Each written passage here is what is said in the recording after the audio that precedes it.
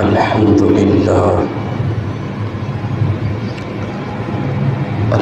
لله وكفى والصلاة والسلام على سيد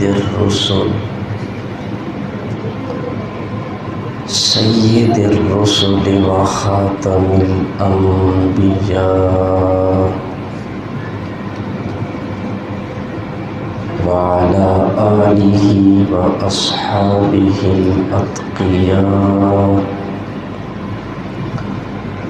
أما بعد، أعوذ بالله من الشيطان الرجيم.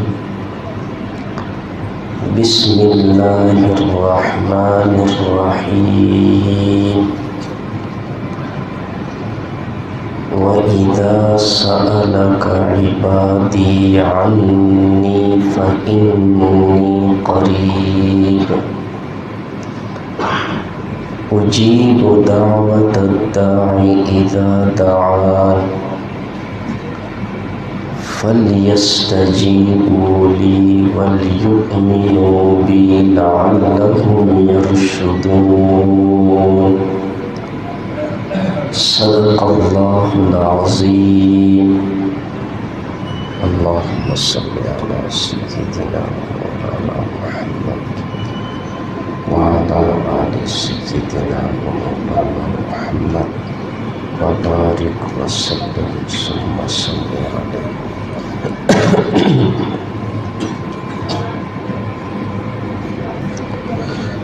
جو آیت کریمہ میں نے تلاوت کی ہے، یہ سورہ بقرہ کے 7ویں رکوع کی آیت ہے.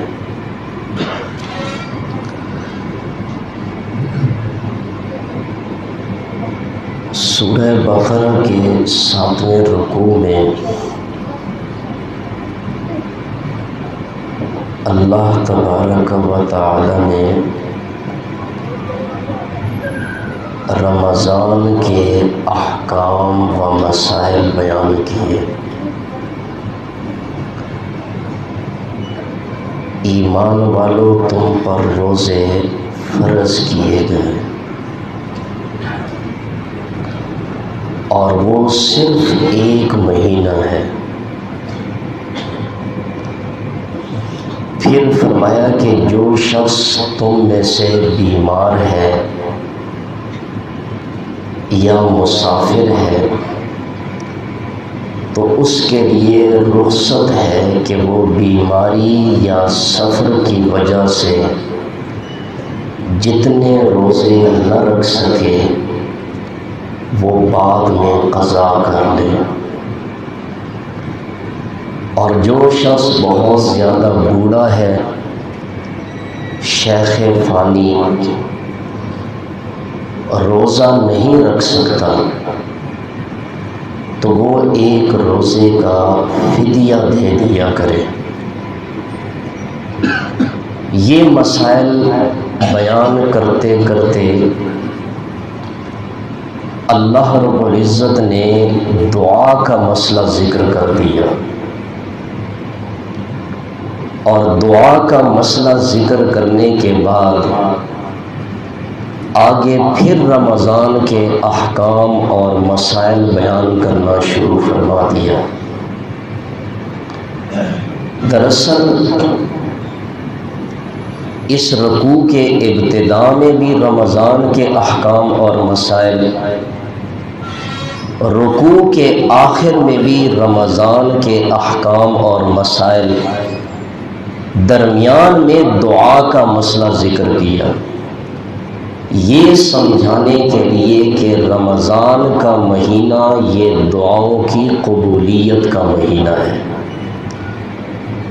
اس مہینے میں دعاؤں کا اہتمام کرنا چاہیے، اور خصوصاً افطاری کا وقت یہ تو دعا کی قبولیت کا خاص وقت ہوتا ہے. تو اسی آیت کی مناسبت سے آج میں دعا کے متعلق چند باتیں عرض کروں گا۔ دعا یہ ایک عظیم عبادت ہے، اور ایک حدیث میں حضور علیہ الصلوۃ والسلام نے ارشاد فرمایا کہ دعا یہ تمام عبادات کا خلاصہ اور نچوڑ ہے۔ جب دعا عبادت ہے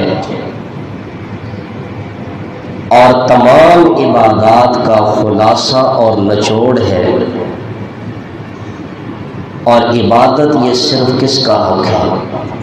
اللہ کا حق ہے، تو دعا بھی صرف اللہ ہی سے مانگنی چاہیے۔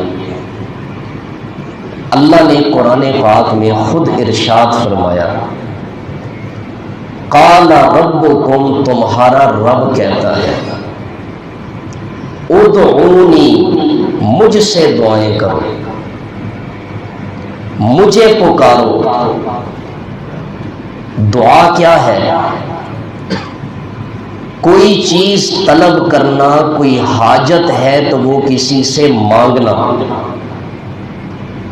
اللہ کریم فرماتے ہیں تمہاری کوئی حاجت ہے، کوئی ضرورت ہے، کوئی چیز تم نے طلب کرنی ہے تو صرف مجھ سے طلب کرو، اس لیے کہ بغیر اسباب کے ہر ایک کی حاجتوں کو پورا کرنے والا صرف اللہ ہی ہے۔ مجھ سے دعائیں کرو، استجب لکم، تمہاری دعاؤں کو میں ہی قبول کروں گا۔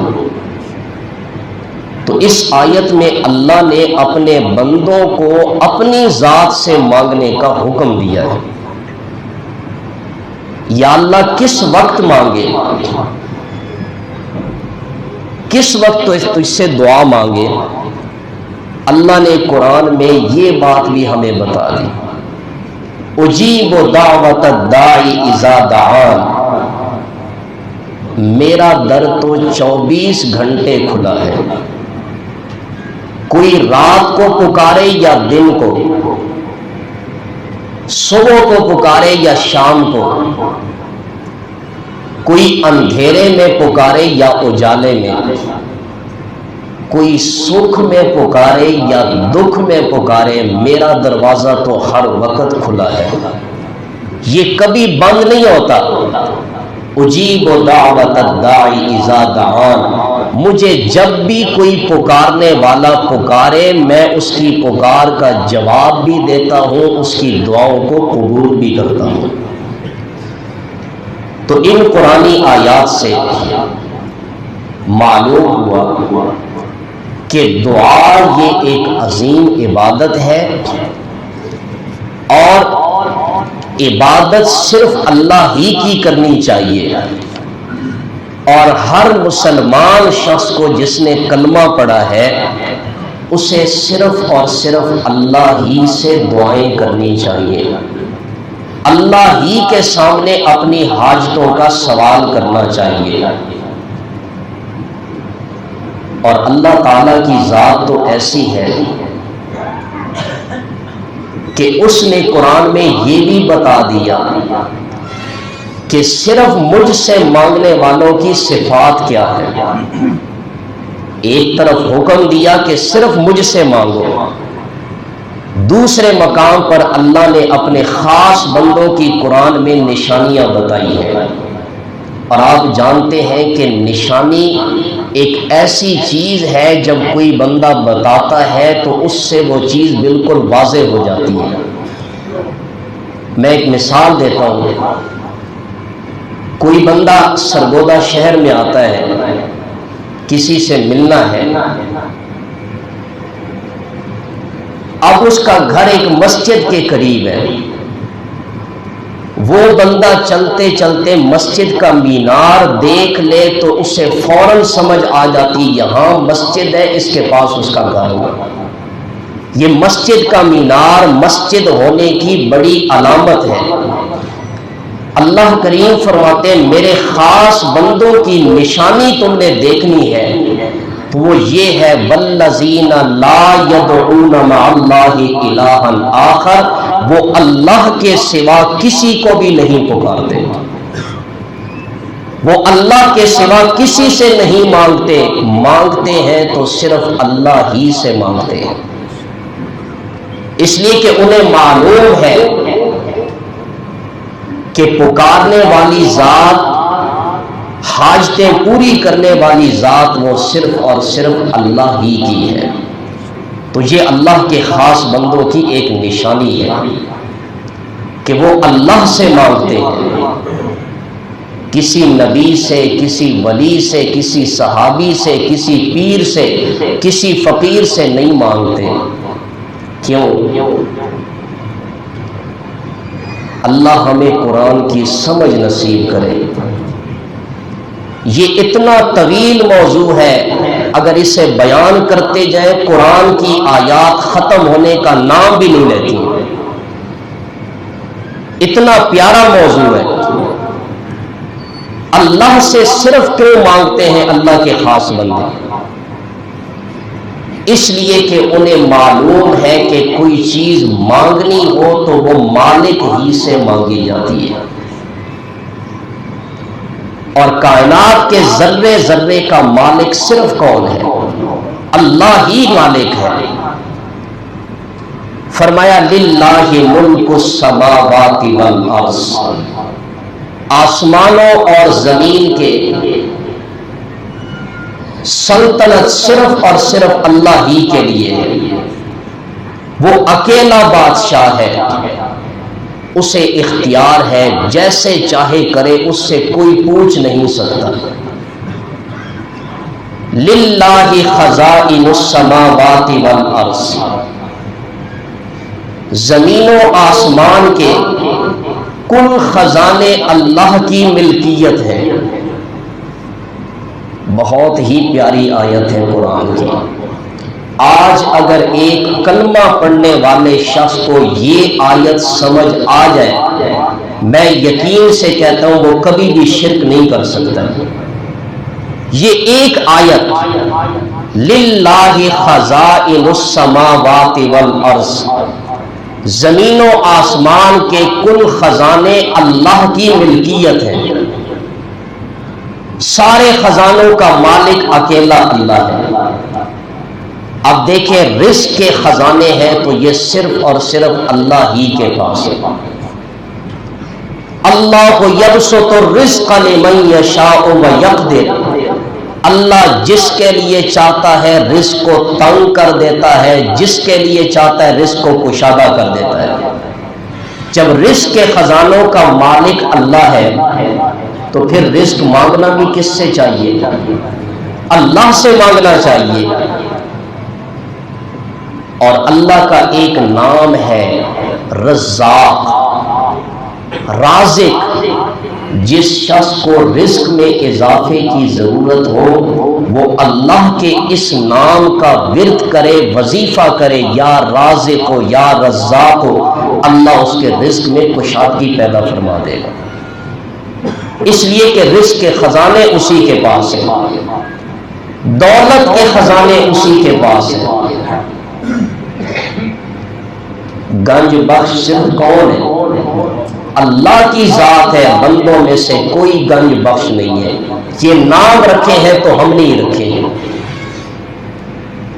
علم کے خزانوں کا مالک اکیلا اللہ ہے، اس لیے حضور صلی اللہ علیہ وسلم علم میں اضافے کے لیے اپنے رب سے دعا کرتے ہیں، رب زدنی علما، اے میرے رب میرے علم میں اضافہ فرما، اس لیے کہ علم کے خزانے بھی صرف کس کے پاس ہے؟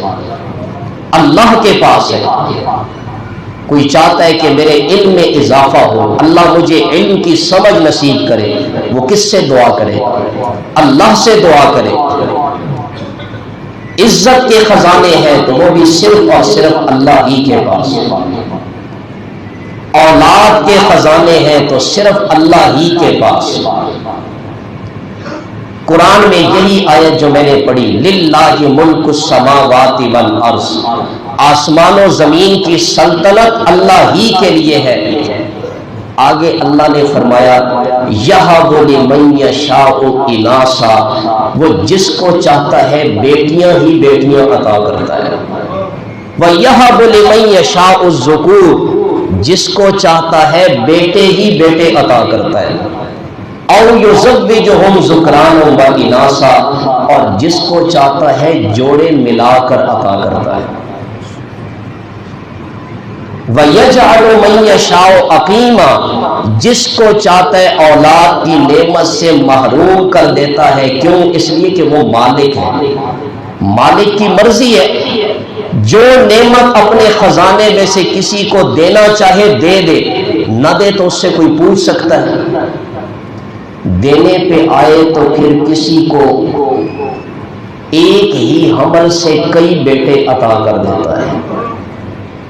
چند دن پہلے آپ کے شہر سرگودا میں ایک شخص کو اللہ نے 4 بیٹے اکٹھے عطا کیے، اور یاد رکھیں یہ کسی کو اولاد دینا، کسی کو اس نعمت سے محروم رکھنا، کسی کو صرف بیٹے دینا، کسی کو صرف بیٹیاں دینا، یہ بھی اللہ کی قدرت کی بہت بڑی نشانی ہے۔ اس لیے آخر میں فرمایا انہ علیم قدیر، میرے بندوں میں علم رکھنے والا ہوں، قدرت رکھنے والا ہوں، میں خوب جانتا ہوں میں نے کس کو بیٹی دینی ہے، کس کو بیٹا دینا ہے۔ جس کو جو عطا کر رہے اس میں اللہ کی حکمت ہے، وہ بہتر جانتا ہے۔ اولاد کے خزانے صرف کس کے پاس ہیں؟ اللہ کے پاس۔ یہ تو ہم نادان ہیں، کچے مسلمان، سچی بات کہہ رہا ہوں، کچے مسلمان ہیں، زبان سے کلمہ پڑھتے ہیں لا الہ الا اللہ، اللہ کے سوا کوئی عبادت کے لائق نہیں، کوئی دعا کے لائق نہیں، کوئی پکار کے لائق نہیں۔ شادی کو 1-2 سال گزر جائیں، اولاد نہ ہو تو پھر درباروں کے چکر کاٹنے لگ جاتے ہیں۔ تنقید نہیں، اللہ کی رضا کے لیے بات سمجھا رہا ہوں، یہ قرآن کی بات ہے۔ کبھی ایک دربار کے پتھر جسم پہ ملتے ہیں تو کبھی دوسرے دربار کے جسم پہ پتھر ملتے ہیں، فلاں جگہ اولاد کے خزانے ہیں، فلاں جگہ ہے۔ اللہ نے جب قرآن میں بتا دیا میرے مومن بندے، جب تو نے کلمہ پڑھ لیا لا الہ الا اللہ، تو نے زبان سے تو دعویٰ کیا ہے کہ تیرے سوا کوئی اولاد دینے والا نہیں، یہ کلمے کا دعویٰ تو نے چھوڑ دیا ہے۔ اولاد کے خزانے اللہ کے سوا کوئی نہیں دے سکتا۔ ابراہیم علیہ السلام کی عمر 90 سال ہے، 90 سال تک اولاد مانگتے رہے، صرف کس سے؟ اللہ سے، اور ہمیں سبق دے دیا کہ اولاد کے خزانے اللہ کے پاس ہے، نہ دے تو 90 سال تک کسی کو نہ دے، دینے پہ آئے تو 90 سال کی عمر میں بھی ابراہیم کو اسماعیل جیسا بیٹا عطا کرتا ہے۔ یہ ہے اللہ تعالیٰ کی ذات۔ تو اولاد کے خزانے بھی صرف اللہ کے پاس ہیں، صحت کے خزانے بھی اللہ کے پاس ہیں۔ صحت صرف اللہ ہی عطا کر سکتا ہے۔ یہ جو ہم دوائیں استعمال کرتے ہیں، ڈاکٹر کے پاس جاتے ہیں، علاج کرواتے ہیں، یہ سنت ہے۔ اصل شفا کس کے ہاتھ میں ہے؟ اللہ کے ہاتھ میں ہے۔ دوا استعمال کرتے ہیں ایک سبب کے درجے میں، بسم اللہ پڑھ کر دوا استعمال کریں، یا اللہ اس دوا میں شفا تو نے ہی رکھنی ہے، اگر تو اس میں شفا کی تاثیر نہ رکھے یہ دوا مجھے کوئی نفع نہیں پہنچا سکتا۔ یہ حقیقت میں ایمان ہے۔ حضرت ایوب علیہ السلام کو اللہ نے 18 سال بیماری کی حالت میں رکھا۔ انصاف سے بتائیں، ہم چند دن کے لیے بیمار ہوں تو ہماری کیا حالت ہوتی ہے؟ سارے گھر کے افراد پریشان ہوتے ہیں، بے چین بے سکون ہوتے ہیں، ایک مریض کی وجہ سے۔ اور حضرت ایوب علیہ السلام 18 سال بیماری کی حالت میں رہے. 18 سال تک انہوں نے صحت صرف کس سے مانگی؟ قرآن سے پوچھیں وَأَيُّوبَ إِذْ نَادَى رَبَّهُ، اور اس وقت کو یاد کرو جب ایوب نے اپنے رب کو پکارا. انی مسنی الضر، کہ مجھے ایک بیماری لگ گئی ہے، یا اللہ تو سب سے زیادہ رحم کرنے والا ہے، مجھے تو نے ہی اس بیماری سے شفا عطا کرنی ہے. 18 سال تک حضرت ایوب نے اللہ کے دروازے پر پڑھ کر اسی سے شفا مانگی. پھر اللہ کے خزانوں میں کمی ہے؟ وہ جب دینے پہ آتا ہے تو 18 سال کے بعد ایوب کو کیسے صحت دیتے ہیں؟ اللہ نے اس کا بھی قرآن میں ذکر کیا. 23ویں پارے میں اللہ کریم فرماتے ہیں جب ایوب نے میرے سامنے اپنی اس بیماری کا، اس دکھ کا، اس پریشانی کا ذکر کیا تو اللہ نے فرمایا ارکض برجلک، میرے پیغمبر اپنے پاؤں کو زمین پہ مارے. حضرت ایوب علیہ السلام نے اپنے پاؤں کو زمین پہ مارا. ھذا مغتسل بارد وشراب، یہ نہانے کا ٹھنڈا اور پینے کا پانی ہے. پاؤں زمین پہ مارا، وہاں سے چشمہ جاری ہو گیا. اللہ نے فرمایا میرے پیغمبر اس چشمے کا پانی پی لے، اندر کی بیماریاں ختم ہو جائیں گی، اس سے غسل کر لے، باہر کی بیماریاں ختم ہو جائیں گی. جب اللہ سے مانگا تو اللہ نے 18 سال کے بعد پھر وہی صحت، وہی جوانی دوبارہ عطا فرما دی. تو صحت کے خزانے بھی صرف اور صرف اللہ ہی کے پاس ہے. عرض کر رہا تھا للہ خزائن السماوات والارض، یہ قرآن کی وہ آیت ہے. ایک مسلمان کو چاہیے کہ اس آیت کا وظیفہ کرے، اس کا عقیدہ ٹھیک ہو جائے کہ یا اللہ سارے کے سارے خزانوں کا مالک تو ہی ہے، میں نے جو بھی نعمت مانگنی ہے تجھ سے مانگنی ہے، اس لیے کہ تیرے خزانے میں کوئی کمی بھی نہیں آتی. ایک حدیث پاک کا مفہوم ہے. آپ علیہ السلام فرماتے ہیں کہ اللہ تعالیٰ فرماتے ہیں اگر سارے کے سارے جنات اور سارے کے سارے انسان اگلے پچھلے ایک کھلے میدان میں آ کر مجھ سے مانگنے لگ جائیں، ہر ایک اپنی حاجت کا سوال کرے اور میں ہر ایک کی حاجت کو پورا کر کے اسے عطا کر دوں، میرے خزانے میں اتنی بھی کمی نہیں آتی جتنی سمندر میں سوئی ڈبونے سے سمندر کے پانی میں کمی آتی ہے. یہ ہے اللہ تعالیٰ کے خزانے. للہ خزائن السماوات والارض، جب سارے خزانوں کا مالک اکیلا اللہ ہے تو پھر مانگنا بھی صرف اسی خزانے والے سے چاہیے. باقی تو سارے محتاج ہیں، سارے محتاج ہیں. یا ایھا الناس، اے لوگو انتم الفقراء الی اللہ، تم سب کے سب محتاج ہو اللہ کے در کے. انبیاء بھی ہیں تو اللہ کے در کے محتاج ہیں. اگر کسی کو یہ بات سمجھ نہیں آئی تو حضور کے غزوہ بدر کا واقعہ پڑھ لیں.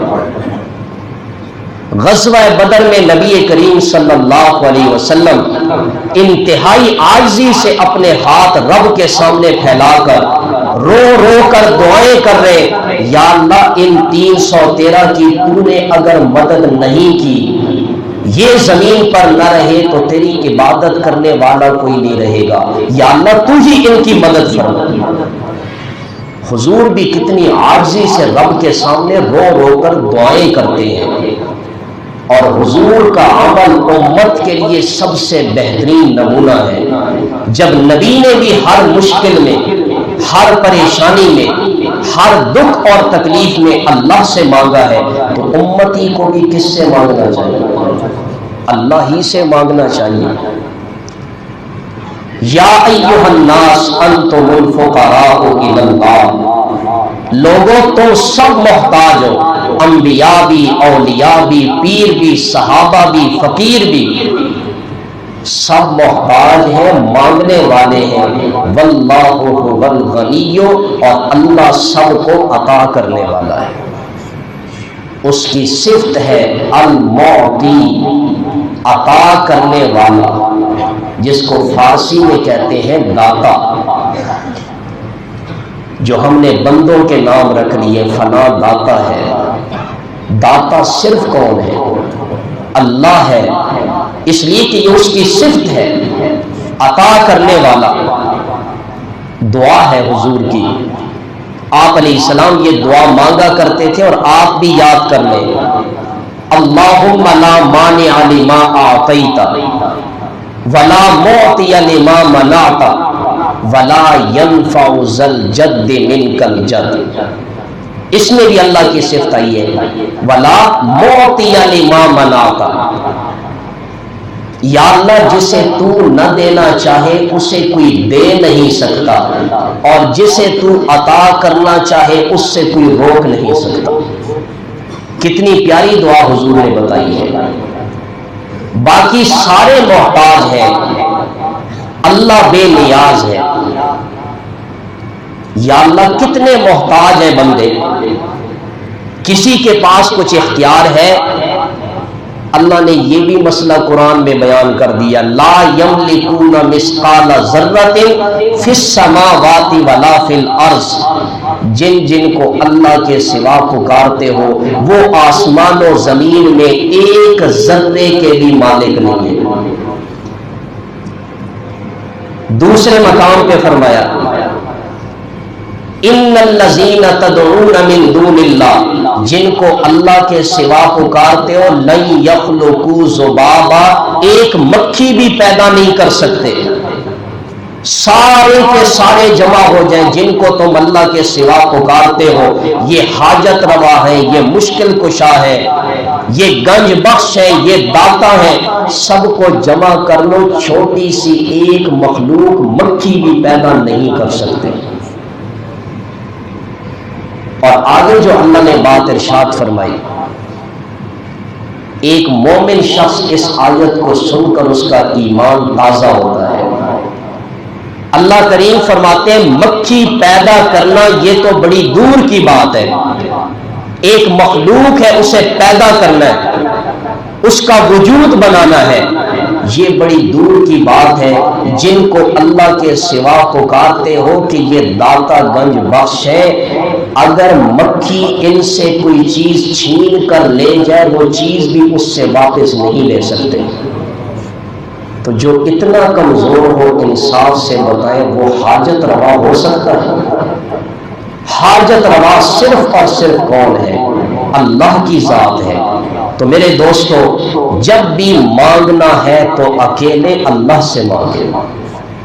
رمضان کا مہینہ ہمیں یہی سبق دیتا ہے، یہ دعاؤں کی قبولیت کا مہینہ ہے، اور اس مہینے میں دعا مانگنی ہے تو اس نیلی چھت والے سے مانگے۔